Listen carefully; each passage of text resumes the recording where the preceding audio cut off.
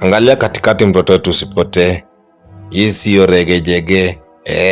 Sasa nimekuambiaje, with as low as 50 bob you will make your day count. Hizi Moto Smart Cook Stoves ambazo ni commercial, they are doing very well. Ukiangalia hii size hii size ni commercial tu bana, na with a liter of used oil which is costing you 50 bob will take you for 8 hours.